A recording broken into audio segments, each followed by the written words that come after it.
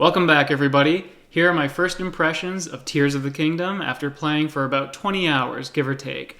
I thought this was a good place to stop and make a video because I've done a lot of exploration, I've seen a lot in the world, I've experienced a ton of new features compared to Breath of the Wild, but I haven't taken the main quest too far, so I'm still in the very early portions of the game. Now, if you're a new viewer, what is this video good for? How can I make it a little structured and useful for you? There's going to be no spoilers, first of all. I'm going to review the game somewhat so you can figure out if this is a good purchase for you because it is a little more expensive. I'll compare it to Breath of the Wild and I'll look at it as its own game. And of course, I'm just going to gush about it. There's a lot to talk about and there's going to be more later as I do future videos, maybe between 50 and 80 hours. And certainly when I beat the game, I'll talk about it again. From the opening cutscene and the first minutes of gameplay, I was immersed. I was fully believing the world, I was believing the story, and let me tell you one thing this game does really well, which I wish other games could pick up on. How is it that you could have a direct sequel, and we're supposed to believe that Link, all of a sudden, after Breath of the Wild, is supposed to be weak? Well, that's done pretty well with the story, it's fully believable, and you're not frustrated by the fact that you have to go and get stronger and get some new abilities and all that stuff all over again. Some other games do this well, like Metroid Dread, but it's pretty rare. Now, this first area that you're in, if you want to compare it to Breath of the Wild, this is basically your Great Plateau. This is your tutorial area. And let me just comment, first of all, on how atypical it looks. I wasn't used to a lot of the fall colors for a Zelda game. Usually you're in a lush forest, or a dark forest, or maybe you're even in a town. But you felt isolated. You're on your own, there's only these robotic creatures around you, there's no life. And that sense of being alone really makes you want to explore, really makes you want to get out there, really drives you with a feeling of needing to save yourself.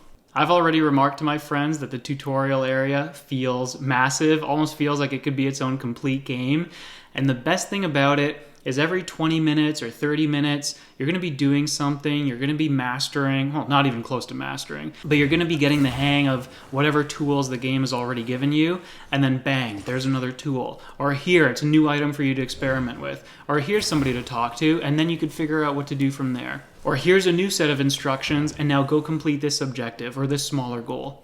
The way that Nintendo is teaching you the game, well, it feels like it's completely by your own learning and by your own progression, is something that, again, no other games have done very well. So already that's 2 for 2 with Zelda Tears of the Kingdom, where something about the experience is completely unique. And I'm not even talking about the abilities and the powers that Link gets in this game. But let's do that. Let's talk about those abilities now. So compared to Breath of the Wild, where we had things like stasis and bombs and magnesis, etc., well, thankfully, some of those make a return in some capacity. Magnesis in this game is basically on steroids, and that becomes your new ability. You're not going to miss that at all. I kind of miss stasis when it comes to combat. At least, I don't have all the abilities in the game. I'm missing one, and I'm not sure what it's going to be. I kind of miss stasis for combat, but Nintendo's given you a lot more capabilities for fighting. They've allowed you the ability to tip your arrows, to make your weapons stronger with fusion and other things like that. And so you can enhance your weapons, your shields, your arrows with status effects. Things like freezing, shock, blindness, what have you. So I usually use stasis in Breath of the Wild combat as a chance to freeze my enemy and breathe for a moment, plot out my next action. While in this game I could just switch to ice, or I could switch to electricity, or that blind that I just talked about. One really interesting thing that I've remarked as I've been playing the game is that I'm constantly going for health upgrades. I'm not bothering with stamina yet. And in Breath of the Wild, I was always getting stamina upgrades to start my game. Usually I would do a ring or maybe even a ring and a half of extra stamina, and then I would start leveling some hit points. But Tears of the Kingdom, it's clearly a much different game the way it plays, judging by how I play the game. And let me just clarify, I tend to be pretty good at these games. So if I end up needing more health, or at least if I feel like I don't need stamina, then that means something within the game has changed. It's not just a Breath of the Wild clone, it's not Breath of the Wild Part 2, although it's okay if you view it that way. It is a different experience with Breath of the Wild's world as a foundation, and that world has certainly changed as well. First of all, the world feels more alive and lively with its settlements and the towns having been improved and changed in certain ways. As you come across them, you're going to experience them for yourself. I'm not going to tell you exactly how, but that should give you some indication by me calling it lively that there's a little more going on. And with the world itself and the open world and the environment there, you're going to see a lot of interesting things like monsters picking fights with each other, and you could just sit back and you can observe. And speaking of fighting and monsters fighting, I have to talk about this one. It can't just be a secret. There are events that take place on the map as quests where you can join forces with other humans and you can take on monsters. Finally, something happening on the world. Do you remember with Twilight Princess where it seemed like there would have been a lot more involvement with townspeople or the guard or anything? There's this big threat of danger, and yet why is it always Link on his own? Link's got to save the world. Link's got to go do this and take care of that problem. Well, here, finally, the humans, they're taking up arms and they're finally giving it back to the monsters. And you get to join in and fight alongside them. It is awesome. There's some continuity with Breath of the Wild. If you have a save file, I'm not going to tell you how it comes into play, and I've probably only experienced one facet of that application, but it was so cool when it happened. This NPC has a line of dialogue that gets you a little curious. It's like, hold on, what's he talking about? And then you get this thing, and I'm not going to tell you what, but it's from your Breath of the Wild save, and when I had that happen for me, I couldn't believe it. It was so cool to see it implemented, something that caught me completely off guard, but is so appreciative, and I'm looking forward to Nintendo showing me more of that kind of stuff. I want to see more continuity. I don't know how far along we are in Hyrule after Breath of the Wild, but clearly some time has passed, things have changed, and to have some familiarity and to continue the story in that way, oh, it's great. And speaking of familiarity, there are a lot of throwbacks to past Zelda titles. If you liked Hidden Grottos from Ocarina of Time, Majora's Mask, and you always wondered, why isn't Nintendo doing more of that? We kind of had something similar in the Minish Cap on the Game Boy Advance. Maybe there have been other instances of similar things, but it's been a long time. You're in luck.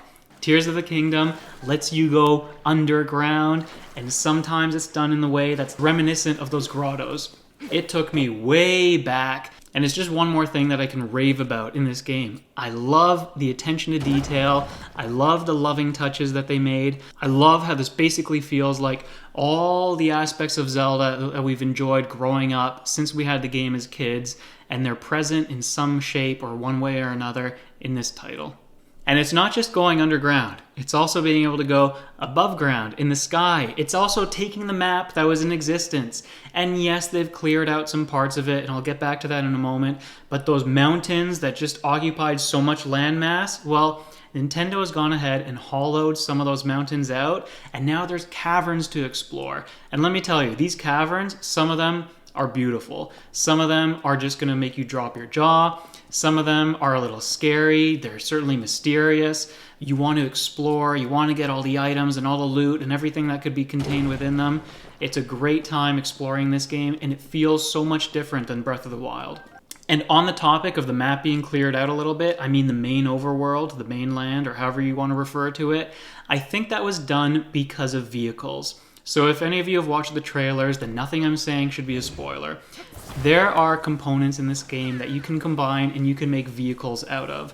And you're going to happen to be driving them, flying them, what have you. So I think that's why, or at least I can give Nintendo the benefit of the doubt for having a little more clear space on the mainland. It seems like some elevation has changed, trees are gone, maybe little hills and whatnot have been flattened a bit.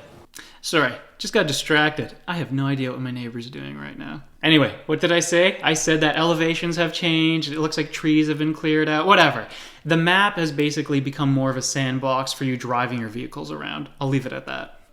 So it feels like I've been recording this video for long enough now. I didn't actually detail a lot of my adventure, at least not in depth, but everything that I've talked about here, these are things that I remarked while I was playing and that I thought would be helpful, again, for newcomers, for people on the fence. Should you get the game? Shouldn't you get the game? I'm saying absolutely get it. If you've been a fan of Zelda, there's no reason not to. You're going to enjoy this title. If you haven't enjoyed Zelda for whatever reason, drop a comment. I can talk to you a little bit more there. And if you want to keep up with my adventures in Hyrule, I've got some combat already filmed. There's going to be some good shorts with that. And I also want to do some tips and tricks because when I play these games, I tend to come up with a lot of things that other people aren't posting online. I come up with a lot of my own techniques that are maybe easier to use. It's been the case with Elden Ring. It's been the case with Breath of the Wild. Finally, though, I'm going to start talking about a game specifically, and that's going to be Tears of the Kingdom. So hopefully you all enjoyed this review of sorts and this opportunity for me to gush about the game. Stay tuned for more. Like I said, shorts with tips and gameplay and all that kind of stuff, and more longer form videos in the future where I'll be detailing my experiences and my adventures. Thanks for watching. See you in the next one.